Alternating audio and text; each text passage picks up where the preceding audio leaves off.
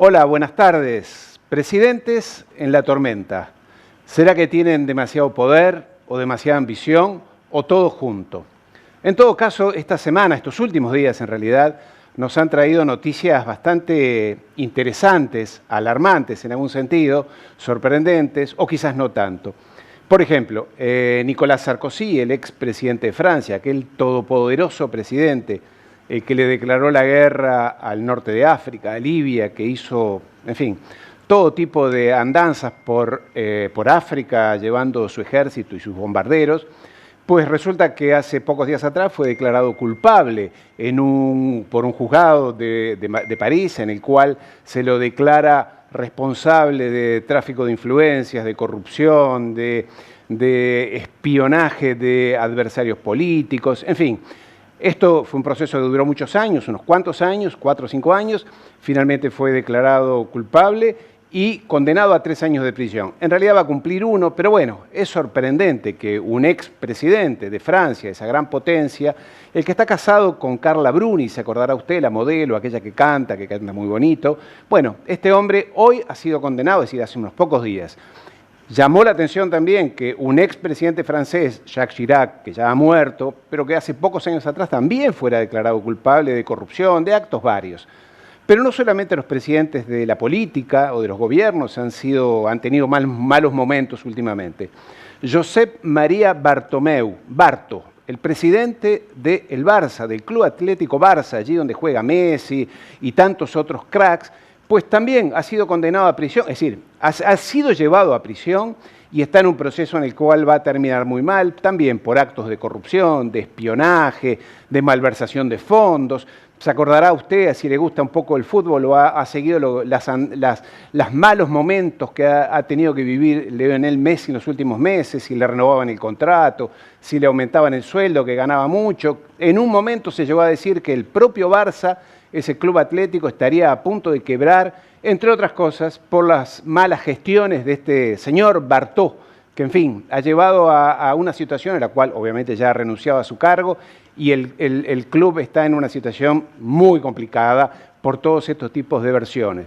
Pero también en Latinoamérica tenemos un presidente en ejercicio, el presidente de Honduras, Joe Hernández, está siendo acusado por un juzgado de Nueva York, de los Estados Unidos, nada más y nada menos que de tráfico de drogas. Actual presidente, está en ejercicio. Como dato de color le puedo agregar que su propio hermano ya está preso en los Estados Unidos, condenado creo que a de por vida por tráfico de drogas y por haberse asociado en algún momento con el Chapo Guzmán y demás. Mal momento para el pobre país centroamericano que su propio presidente esté pasando por estas circunstancias.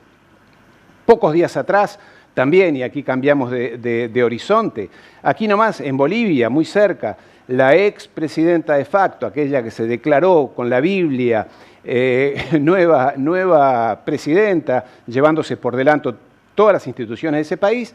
Ahora, estoy hablando de Janet Áñez, aquella señora que incluso no podía ni hablar, le tenían que soplar al oído lo que tenía que decir en los discursos, porque no sabía ni para qué estaba. Lo único que sabía era que la Biblia era su guía, eso sí.